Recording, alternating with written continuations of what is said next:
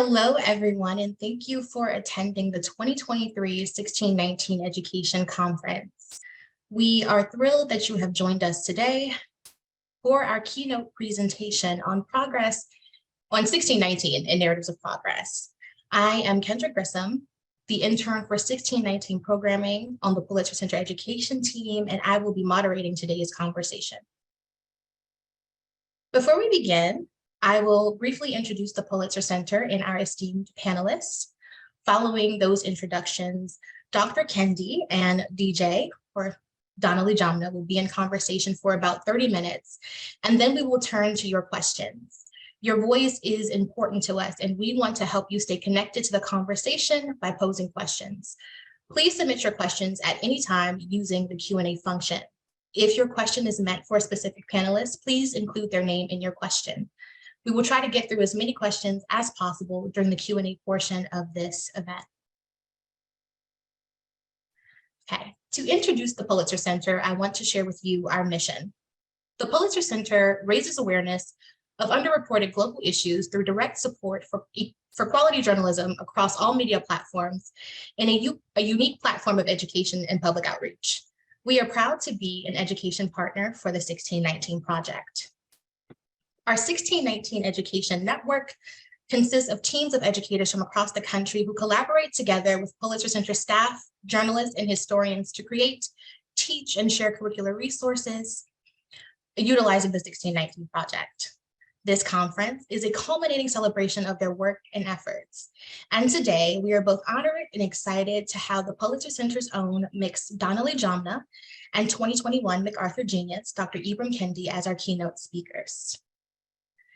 Dr. Ibram X. Kendi is the Andrew W. Mellon Professor in the Humanities at Boston University and the founding director of the Boston University Center for Antiracist Research. He is a contributing writer at The Atlantic and a CBS News racial justice contributor. Dr. Kendi is the author of many highly acclaimed books, including Stamped from the Beginning, The Definitive History of Racist Ideas in America, which won the National Book Award for Nonfiction, making him the youngest author to win that award. He also has produced 5 #1 New York Times bestsellers, including How to Be an Anti-Racist, Stamped, Racism, Anti-Racism, and You, co-authored with Jason Reynolds, and Anti-Racist Baby. In 2020, Time magazine named Dr. Kendi one of the 100 most influential people in the world. He was awarded a 2021 MacArthur Fellowship, popularly known as the Genius Grant. His latest book, co-authored with Nick Stone, is How to Be a Young Anti-Racist. Dr. Kendi authored the essay Progress in the 1619 anthology. Progress argues that the narrative of racial progress in the United States is, quote, ahistorical, amythical, and incomplete. The racial progress narrative celebrates advances toward racial justice in the national spotlight while disregarding the ongoing systemic racial inequities that exist and continually widen in response to victories won in the Black community. Dr. Kendi will be in conversation with Donnalie Jamnah, a senior program manager for the Pulitzer Center's education team. DJ manages several programs, including the 1619 Education Network, and comes to the center after years of working as an instructional coach for teachers in K-12 classrooms. Prior to instructional coaching, DJ taught 10th grade English and language arts. DJ works with hundreds of educators utilizing the project each year, facilitating their learning and supporting the development of curriculum projects, while also developing project guides and other tools for instruction. DJ helps to organize, manage, and curate Pulitzer Center's award-winning 1619 Education Materials Collection. Dr. Kendi and DJ, thank you both so much for being here, and I'm going to jump right into the conversation. So I'm just gonna stop sharing my screen. And we'll start with the first question. In hopes of framing the conversation today, I'd like to start with a question that I'm sure, Dr. Kendi, you are asked often. How do you define anti-racism? I'd love to hear from both of you definitions and also hear you expand on what it means to do anti-racist work in the education space, particularly. Well, first, Kendra and DJ, I'm so glad we're able to be in conversation today. I've been really admiring the work that your organization have been doing to ensure that educators, and many of us, have access to really the brilliance of the 1619 Project. And so I'm glad I'm able to be a part of this gathering.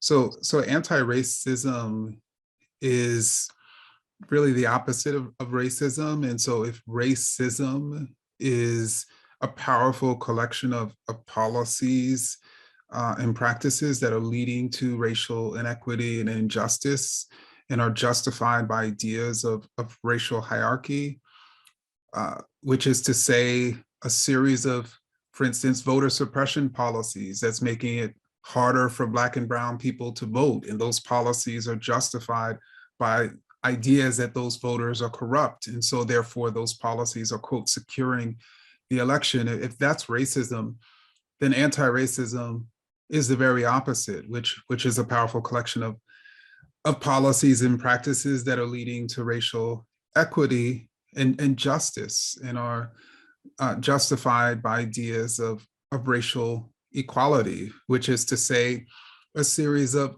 policies that make it easy for everyone to vote, because everyone is understood as a valuable contributor to a multiracial democracy.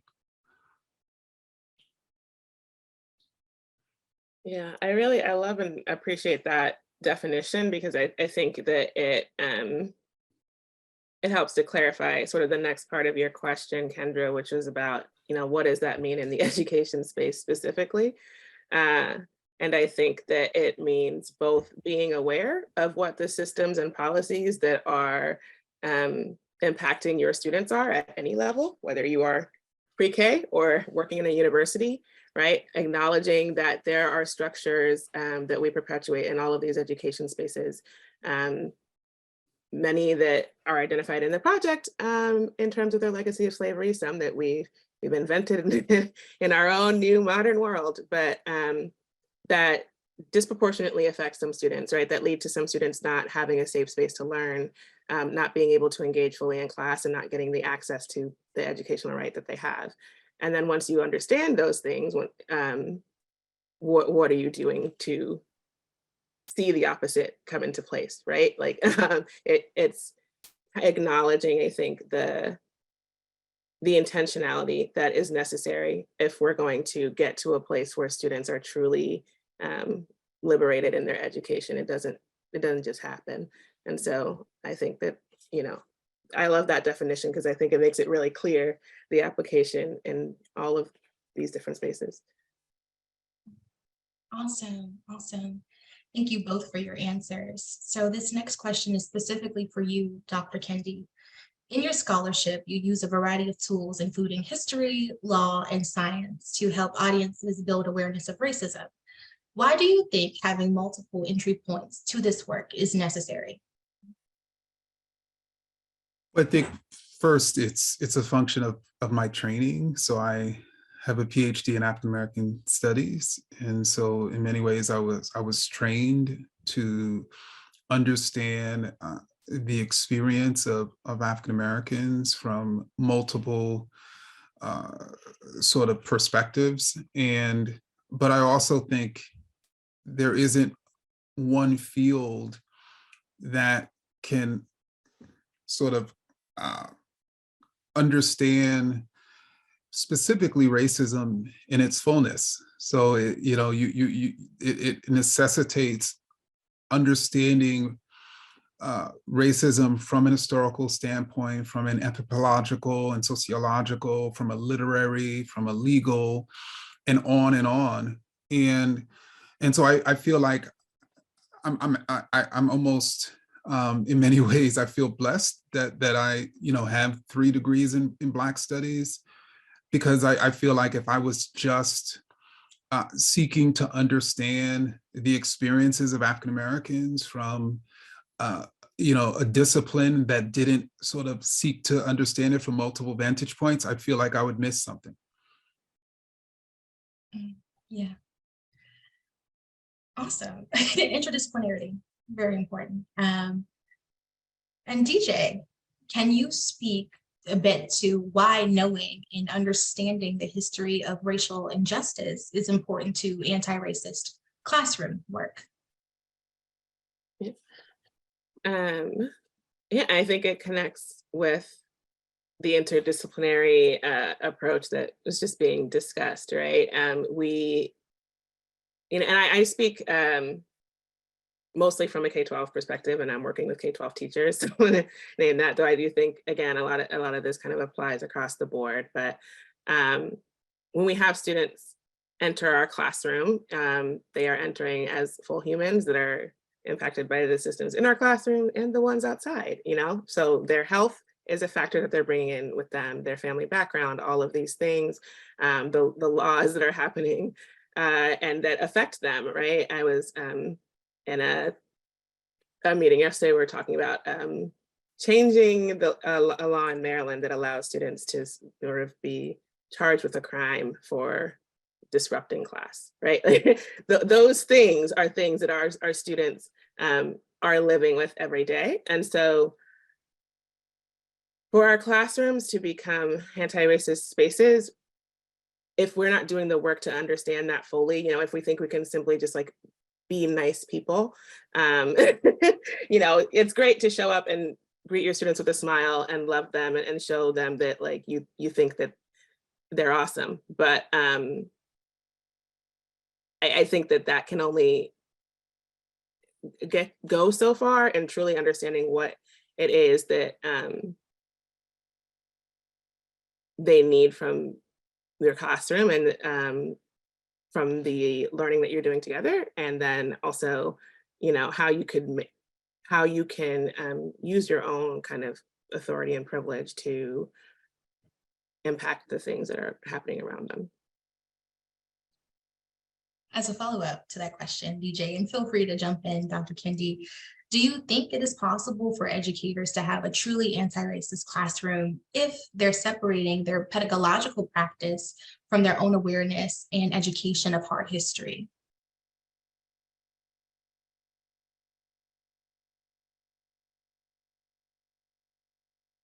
I can keep talking and then I'll pass it to Dr. Kendi. I think my answer is no, but that answer also comes from time in the classroom and learning, right? Even with the 1619 project, it's very funny. I do not say this often, but when the project first came out in 2019, I was of the mind of I know this history, I know the racial structures that exist. I've been doing this work for a very long time. I've been working in education and all of these things. I did not engage with the project until maybe a year or so after it came out because of, that sort of, I don't know if it was hubris or tiredness or what, probably a mix of things. But then diving into it and having within the first few essays, a whole list of things I certainly did not know. And that would have, informed my teaching, my practice, the way that I thought about the world around me. It was a good check. It was a good reminder that it is ongoing work, which isn't, to say that you need to drown yourself in textbooks every day, but that awareness of continuing to ask questions and continuing to look around you and continuing to have spaces like this, I think is the thing that I have seen make me and the teachers I work with better teachers. And I'll pass it to Dr. Kendi. I think you said it brilliantly. I don't know if there's anything I can add. Okay, thank you both for your answers. So next question, which is to both of you. So Dr. Kendi's essay in 1619, the 1619 Project, Progress, argues that the narrative of racial progress in the United States is ahistorical, mythical, and incomplete. Dr. Kendi provides context for the ways that systemic racism has historically impacted the same moments we tend to surround in myth.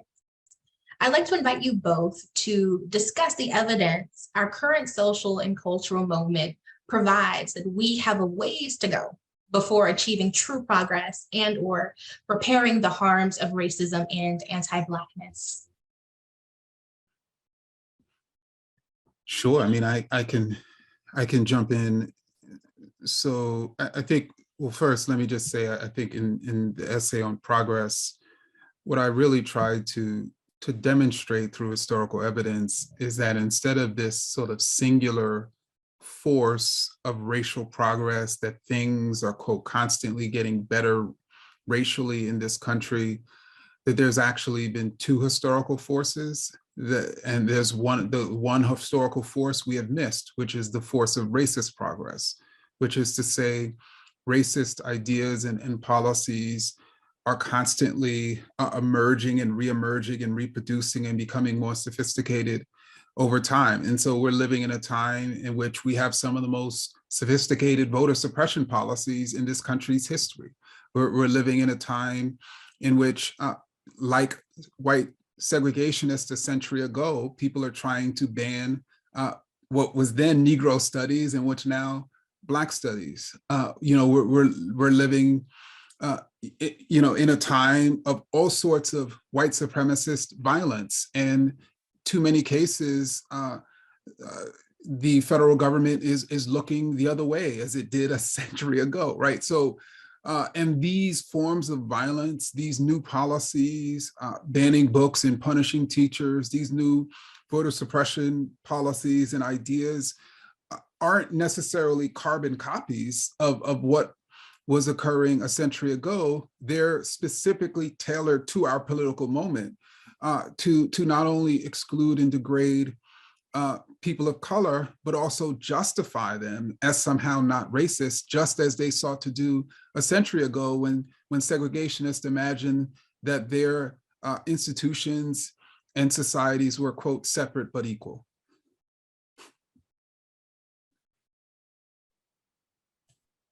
Yeah, no, I think, I'm going to say now that you said it so well, and there's not truly much to add. I love the naming of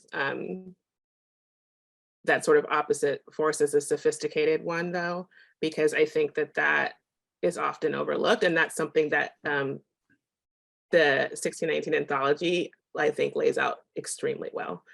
The ways that these different essays carve out the intention behind laws that have been passed in this country, the intention behind like the social structures and things like, my experience of being taught history growing up in the US was, you get told that a thing happened, a law was passed, a bill happened, we have a system of checks and balances. And I was not invited to ask, is that an effective system? Why was it put into place? Who gets harmed in that? All of these things, right? That I think these essays, by laying that out and by allowing us to ask those questions, by like sort of prompting that from you as the reader, it shows a new way of engaging that is helpful, not just in understanding myths of progress before, but like understanding the current moment now, because I get very frustrated and I see people sort of responding to racist things as like clownery or jokes, or like, sort of something that's like, oh, this person is not educated enough about what's happening, versus like, this is a very intentional, sophisticated choice that is serving this intentional purpose. And so I think that naming is super helpful. Wow. Oh, thank you both for your insight. Next question. One of the things I think is important about the Progress essay is that it highlights the ways in which Black Americans can embrace and convey national myths, and that the work of understanding and deconstructing them is work that we all have to do no matter our background. What advice do you all have for Black educators and all educators who may have felt previously empowered by false narratives of progress and want to do the work of combating them while also holding on to hope of achieving true progress in the future? Well, Kendra, I think this is an incredibly important question, and I'm really thankful that you asked it, and it's also a very difficult question to answer. But what I will say is that I think specifically in the Progress essay, I utilized, or I should say, I chronicled particularly elected officials, Black elected officials, who were trying to fuse the narrative of racial progress with this myth of American exceptionalism, largely to not only satiate white Americans to feel that they have, quote, through the power of American democracy, have been able to advance against racism, but also, to your point, to satiate Black Americans so they won't necessarily feel hopeless. But I think that there is actually an in-between. Like, it doesn't have to be either we're filled with hope because, quote, things are getting better, or we're, quote, not filled with any hope. We're hopeless because things are the same. And that's why, again, I've tried to construct that actually it's both. Like, in certain ways, things have been getting better and worse. And the reason for that is because the reason why things have been getting better has been because of the resistance of anti-racist forces over the course of history. So Black people have resisted, as an example, racism over the course of history, and they've won gains as a result of that resistance. But the challenge is the forces that they were resisting against, when they made those gains, those forces did not just retire to their sort of sunny estates in Palm Beach, Florida. No, they figured out new and more sophisticated ways to maintain the structure of racism, which then has led to this clash. So I just think, to me, it's just, not only is it a more accurate rendering of American history, but it also says to students that the future of this country is in your hands, right? You know, progress is not inevitable, and progress has come about as a result of the resistance of people like you.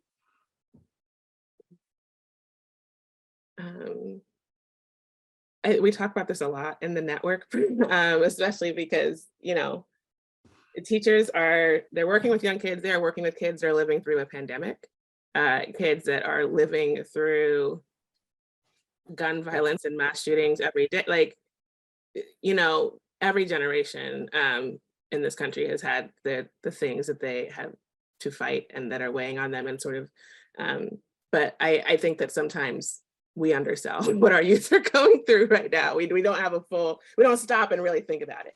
So our teachers have wanted to approach this with care, and have wanted to approach it in an empowering way. And something that I think has lived in a lot of these units that Nicole Hannah-Jones voices well at the end of the Justice episode of the docuseries, which I guess is a plug to go watch the docuseries, is, you know, about being a Black American is sort of believing the impossible can be manifest, right? In every generation, in every way. And I think that, at least in my experience and what I've seen happen with some students, is being able to better understand the systems and structures around me has also allowed me to be able to, like, freedom dream, right? And imagine the different ones. I think that that is like an empowerment that isn't discussed enough. Like, the only form of progress and empowerment we can think of is, like, how do you feel successful in the systems that are established now? Like, what does it mean to have success in our society as it is structured today, and not, you know, what else could we do? What else could we see? What do you want to see? And my answer is not going to be the same as the 16-year-old answer, and that's okay. But I think that if we can teach the truth about what the barriers that there are to progress, and the ways, you know, in which that is being halted, while also creating spaces for all of us to dream, right? And to name our goals. Like, we clearly visualize it, see what it is that you would like to have in our world, then that is the piece that you can hold on to, right? It doesn't have to just be, oh, well, we tried that and that failed. And so there's nowhere to go from here. And can I add one quick thing as well? Yes. So part of also understanding these two forces is understanding that they have clashed over the course of history. And so teaching students that instead of there being this almost like marathon where you have a relay where each generation is making progress towards this sort of goal, and then they're handing it to the next generation, which is largely how we're teaching it. Instead of like this massive relay race, it's really like a basketball game or a football game. We have these two opposing sides, right, clashing over the course of history. And I think that just allows students to understand that, like, when we're fighting for justice, there are other forces that are fighting for injustice, right? So we have to, just as we're playing offense, others are playing defense. As we're playing defense, others, are playing offense. And I think that also allows students to understand what they're up against in this world. And, the choices that they have, right? I guess I keep sort of going back to this, partly because what people some of the narrative that is packaged as concern about the project is around sort of like making our white students feel bad, or intentionally pushing these guilt narratives and these things. When you are able to teach this history in a way that says, here is a founding father or whoever, a political leader that made a choice that impacted people in this way. And here was the reason that they are on record for giving to do that. Sure, that was a white political leader, but your white student does not have to make that same choice, right? I think that the idea that it boils down, that the two sides, I guess, have to be divided by race falls apart when you are actually talking about what conversations are like, what is the push and pull, and what is the I guess and we're talking about law a lot, but like what are the two bills being put forward, I guess, for an example, right? Like, what are the strategies there? If it's a football game, you can switch teams, right? Like that is a truth, and a thing that I think really teaching this history well offers up, that again does not get talked about a lot. When you were talking about structures, and you were talking about decisions, and you were talking about intentionality, that invites your students to recognize that in themselves, like recognize that they can have conversations about people who may have shared one part of their identity, but that does not mean that they have to be defined in all the choices that person made. Okay. Now I have a follow-up for both of you.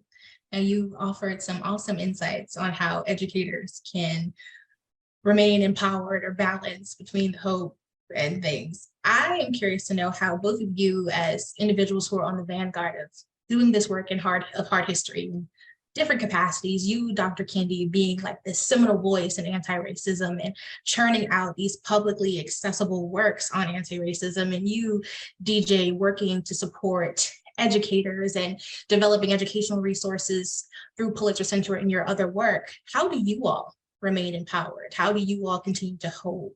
How do you hold on to your own freedom dreams?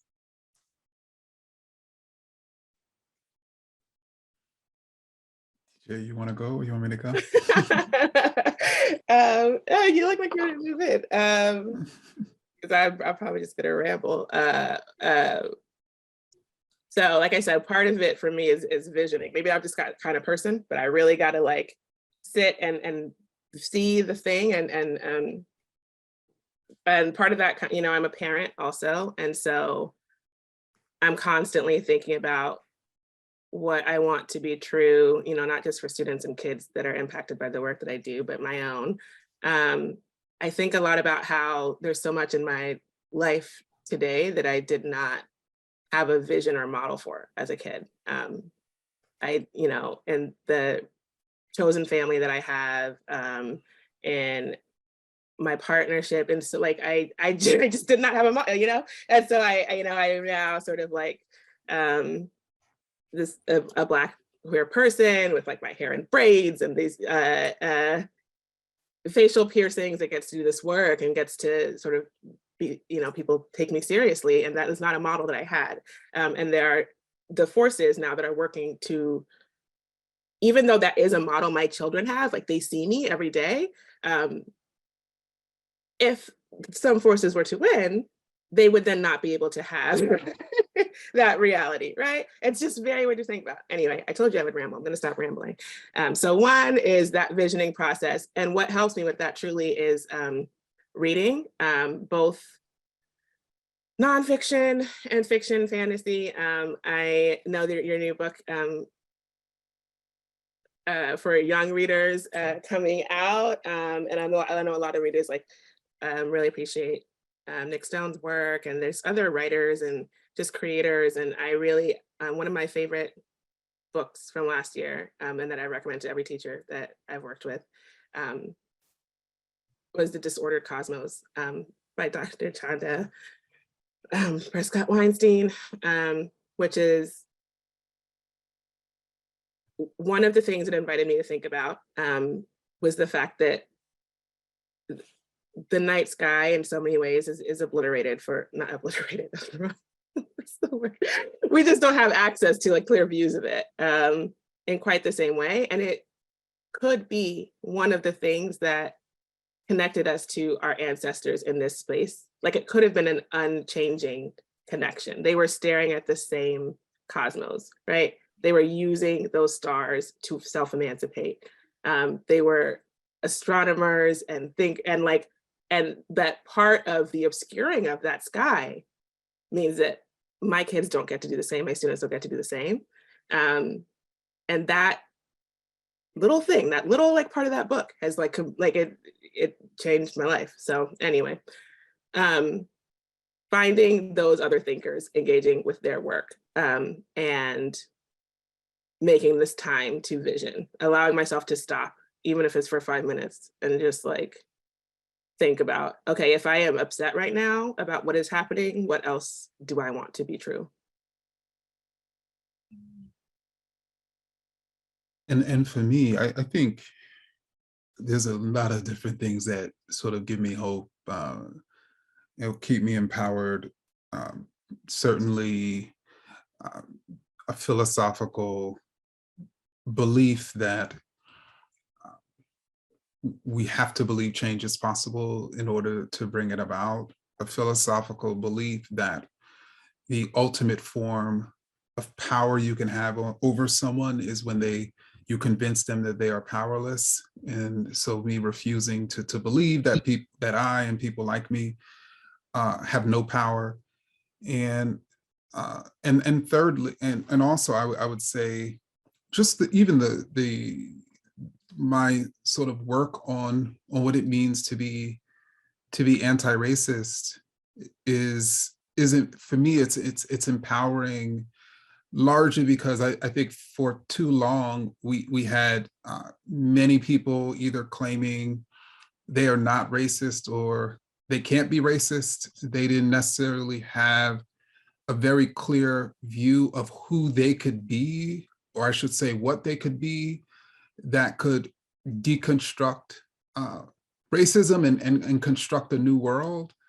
And so in many ways, I've been, as I've been sort of thinking about what it means to be anti-racist over the years, and certainly writing about it, it has just always been at its basis, it's about empowering people, allowing people to see that they can be an engine of radical transformation.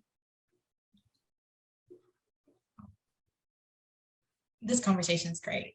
I want to ask one more question before we pivot to our audience Q&A, and this is specifically for Dr. Kendi, and admittedly, it's a bit of a selfish question. We're talking about possibilities and freedom dreaming, and have to give credit to Robin G.G. Kelley, the scholar who theorized freedom dreams. Dr. Kendi, earlier you mentioned interdisciplinarity and the fact that your background is in Black studies, African-American studies. Could you speak a bit more to what Black studies brings to the realm of the possible, as opposed to more traditional, dare I say, disciplines like history and political science? Sure. How much time we have? I'll try to be as concise as possible. I think first and foremost, one of the guiding theories or basic assumptions, I should say, that underlies the discipline of Black studies is the idea that Black people should be studied from their own perspective. And, for centuries, Black people were the subject of study, as opposed to having a recognition that not only should that we actually have our own worldview, our own culture, our own visions, our own way of seeing and functioning in the world, and that we should be assessed from our own standpoints. To me, that opened up a world of possibility, not just for Black people. It opened up a world of possibility for, women should be studied from the standpoint of women. Queer people should be studied from the standpoint of queer people. Other groups of color should be studied from their own standpoints, because for too long in the academy, that certainly wasn't happening. So I think that's one thing that really it opened up. I think the other thing, really basic guiding principle of Black studies, which has been critical for me throughout my career, is that we seek to acquire knowledge, not for knowledge's sake, but for change's sake. So the role of Black studies isn't to create a career path for the scholar. It's not for that scholar to create their research agenda so they could advance themselves. No, the job of the discipline is to assemble scholars who are going to create scholarship that could liberate people, right? Knowledge for change's sake. And so for me, that's one of the reasons why I seek to write in an accessible fashion. That's one of the reasons why I'm trying to build institutions like our Center for Anti-Racist Research at BU, because to me, that should be the job of scholarship. I don't consider myself to be a public scholar. I consider a public scholar to be merely someone who is known by the public. I consider myself to be a producer of public scholarship, which is to say scholarship that actually can impact the lives of the public. Wow. Thank you, Dr. Kendi. That was everything. And in a short time. There you go. You can do it in a discreet way. Okay. All right. So now we're going to shift to questions from our audience, all right? So our first question is from Lana. Forgive me if I'm mispronouncing your name.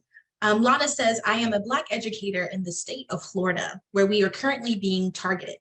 As a Black educator, I'm going to push forward to teach my students how to think about history.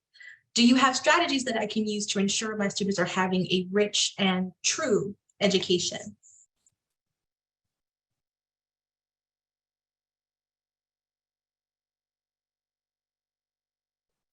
Well, I was going to defer to DJ, but you can go first if you have a thing.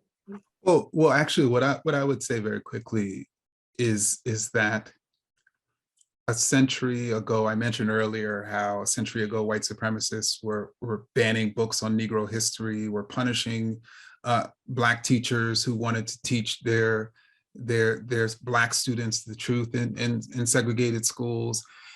And one of the ways in which those teachers were able to still ensure that they taught students a true and accurate history was they organized together. So there was constant organizing of Negro teachers so that they could basically form power blocks. And then secondly, they were figuring out ways to sneak Carter G. Woodson and many of the leading lights of the Harlem Renaissance into their classes. There's a recent book called Fugitive Pedagogy by Jarvis Gibbons, in which he documents the ways in which Black teachers were able to figure out ways to still teach. And so I'm saying that all to say, I would actually study how those teachers did it, because there's a lot of lessons there. Yeah, I fully agree with that. I think that there's a lot of lessons in history, which is part of why they don't want us to teach it, right? Doing things like you're doing now, you know, I always tell teachers who I feel like they're in a place where they would not have support necessarily to use 1619 in instruction or could get a felony charge for it, that you should still pick up the text. Like, don't say, I can't teach it, so I am not going to read it. Because I don't think that you can engage with the text and not have it impact your teaching, right? And not have it be a thing that does help your students get that richer, truer education, whether or not you're putting Democracy by Nicole Hannah-Jones in front of them. You will find other texts, you will use other things. We are still fighting, you know, of course, to make sure that this censorship doesn't continue, right? So I think it's like a both and, like a dual thing, sort of like for your moment, but then the work that you're doing together with folks that you're organizing with, again, to get to the place of vision. So you're kind of working in the two spaces of like, what am I doing today? And that's engaging with other teachers around this text and making sure that I know the history that I would like to teach. What am I fighting for tomorrow? And that is the right to be able to like allow my students to have the same thing. And I do think that, you know, there are so many things that impact, that are kind of are a part of this, but our education as a community habit, as like as a community task. I think even just like raising children as a community task is a thing that we're not thinking about in the same way, I don't think, in our modern culture and society. I think there's a lot of reasons for that. And I think it's unfortunate because there are so many like people in your community, resources, whether it's done through like an organized after school club thing or just by the intention of sharing stories and not losing recipes, et cetera. I think that we are going to have to find ways to teach each other and learn together outside of these spaces also. That goes back to the both and of like, you are organizing to be able to do what should be possible in your educational institution. And we need to think about teaching and learning and in expansive ways that include community outside of those spaces, because I think that's how we build our momentum again for the work that has to be done. All right, thank you both. Okay, our next question is from Tyler.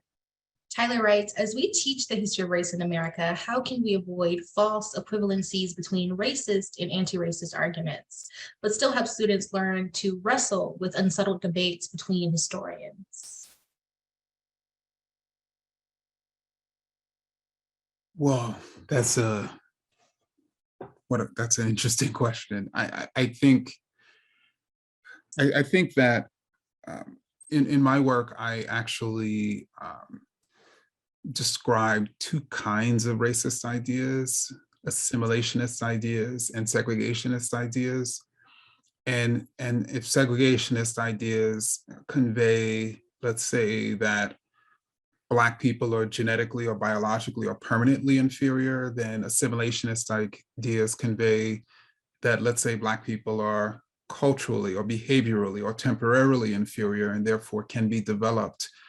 If segregationist ideas state that racial inequity is permanent, then assimilationist ideas convey that no, well, it is the result of racism, which we can eliminate, and it's also the result of behavioral inferiority, which we can civilize. I'm mentioning both assimilationist and segregationist ideas because typically assimilationists, who have in many ways sat in the conceptual middle, have argued that their way of thinking is the right way, and that those anti-racist on one side and segregationists on the other side are both the extremists. And And you know, that was, for instance, throughout in the 1960s, you had assimilationists who were both condemning Martin Luther King Jr. and SNCC and civil rights activists, and they were condemning white Jim Crow segregationists, right? I'm mentioning this because, again, that's how you end up creating these false equivalencies, as opposed to really drilling down on what ideas and policies these assimilationists are actually advocating for, because historically they've advocated for what I call in my work gradual equality, and have rejected notions of immediate equality and certainly permanent inequality. And I think it's also, you know, sort of building the practice of curiosity and like critical thinking with your students, right? You know, I know it can feel like, oh, if I put this in front of them, if I put this text in front of them, that is the equivalent of me saying, like, this is a valid argument, or I agree with this, or whatever the case is. But if you are engaging with learning in your classroom in a way where anything that you put in front of those students, they're going to say, now, what is this? And who wrote it? And where did it come from? And what are they claiming and naming? And, you know, sort of like doing that dissecting, I think they will build the skills for parsing out for themselves. Like, this might have been written in a paper of acclaim, but it's not it. And so I think your framing obviously matters, and it's important that teachers are thinking about framing it in a way that's not like both sides are, you know, valid, but also I just think all material, taking that critical lens to it and like helping students constantly build that skill helps them from falling into that trap. All right, thank you. So we have, I believe, 2 more audience questions. The first is from Justin. Justin says, thinking about Dr. Kendi's idea of playing offense in the fight for justice, to what degree should classroom teachers and administrators work to reclaim critical race theories and or African-American studies? I ask this as a critical race theory African-American studies teacher who sees the College Board telling African-American studies teacher to avoid using critical race theory in the classroom. How should, if at all, educators protect, champion the wisdom and gifts CRT in the teeth of this manufactured anti-CRT mayhem? Or should we just let it go and keep on teaching? So that was the last part. No, well, I mean, I definitely think we should go on the offensive, and there's many different ways to go on the offensive. There certainly is, as we talked about earlier, you know, educators organizing together and sort of wielding their power at a local, state, or national level. There is figuring out ways to sue when these attacks on the First Amendment come down on the heads of educators. There's organizing demonstrations and protests and strikes. There's also creating materials, right? So the more they ban books, the more books we're going to create, right? And so I think for each educator to think about how they best can utilize, what is the most effective way they can go on offense, because if we do not go on offense, then we certainly will one day lose. And us losing is our students losing.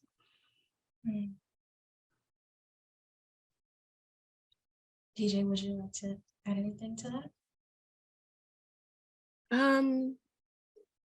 No, I think that was great. And the only thing occurring to me, you know, is even, you know, as you're doing this, constantly grounding yourself in sort of what do you see as under attack and what do you value about it, right? I think we can say, like, I'm defending critical race theory. Like, what does that mean for you? What is it within the theory, within the study, within the course that you feel should be highlighted, should be engaged with? Can you name it specifically and then sort of build around there? because there is some, I appreciated the professors and things that took the time to kind of go through what specifically was removed from the AP African American Studies curriculum, and like I highlighting those items so people could have that conversation. I think with, as far as, most of us are kind of, we're fighting multiple battles at once. So it's not like we're just going on offensive to protect, like, against censorship of book in schools and what, we also have our queer students to protect. We also have like all of these things, like our families are still sick, we're still in a pandemic. And so I think to not get lost in all of it, I can say I am defending this African American Studies course, but what is the learning that I think is important for students to get? And how can I name that for myself over and over again, whether, so that I know what I mean when I show up to the protest, like I know what I'm protesting about. Because, I think sometimes it's like, it's the valid rage that's coming out, and it's like all of the things, and that's fine, but you also need to know the specific thing, because that's your guide. All right, it's actually a lot. So we're down to our last two now. And feel free, DJ, Dr. Kendi, if you just want to take one of the questions each, that'll be great. But two solid questions to close out today. The first is from Caitlin. It says, while teaching the history of race in America and especially understanding resistance, how can educators help students understand their own unique paths to resistance, since not all students identify with things like protests or education or writing or fashion or music? And the real final question is, what are the new origin stories that you want to explore as scholars and educators? So toss up, however you'd like to answer. If you'd like to answer both or one, I welcome it.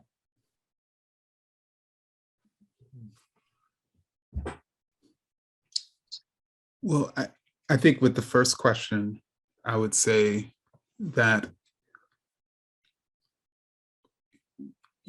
each student likely has a specific interest, and each student likely has a specific strength or skill set. And to me, their resistance can be tailored to whatever it is that they're interested in and whatever it is that they're skilled in. I definitely don't think we should be all pushing every person, let alone every young person, down the same tunnel when we're all so different and we all need to be in every tunnel. So I think it's really pulling out of that student, okay, what are the things you personally are passionate about or angry about or clear about or want to change, and then what are the specific things you really enjoy doing? Do you really enjoy writing? Do you really enjoy speaking up? Do you really enjoy strategizing? And I think, really talking to that student and strategizing based on their own personhood can be most effective, because then they're most likely to stay in it, right? If they feel like they're swimming in themselves. And then secondly, I think for the second question, I think, to me, I'm constantly looking for the origin stories of anti-racist resistance over the course of history, and not only over the course of history, even in our time. Like, there's going to be a potential time in the future where we have largely anti-racist classrooms, hopefully, and the origin story may be today or tomorrow or a year from now, right? And so being able to see and capture or even be a part of that origin story is something that I'm constantly always looking for. And I think that's one of the things that the 1619 Project, whether the magazine or the book, or even now, the docuseries on Hulu, really, I think, encourages us to really think deeply about how to create a new origin story. Thank you, Dr. Kendi. For the first one, I think, you know, exactly what you said, right? Not every student is going down the same path. And when I think about sort of empowering students, again, it's not so that students can hop on to the advocacy that I'm doing, but so that students understand what liberation is for themselves. You know, I think that your students will have some framework of resistance already because they are human. My 4-year-old will, and your 14-year-olds in your class will do the, well, you told me to sit here, but you didn't tell me I could tap my fingers. So now I'm tapping my finger, right? And like that is their little bit of resistance, like in your classroom for that day. They have this acknowledgement of like, I am in a situation where I do not want to be. There is something that is like accosting me. There is a right that I feel has been infringed upon, whether or not you as the teacher like agree, right? So it's not a human right, but you know, my right to talk to my friend has been taken away, and this is my act of resistance, is a thing that they have a framework for. And so those conversations about like, what are the moments in your day and your week where you do not feel liberated for whatever reason, and you can have different value judgments about like those systems, but for the big ones, they know, right? They know, like, I don't get to use the bathroom because y'all lock the bathrooms during lunch because you don't trust us. Students understand that, but I think helping them put together these pieces of like, oh, this, and that's part of the social emotional learning work too, right? Again, they have so much that is affecting them and so much that's impacting them and not a lot of time to stop and process that.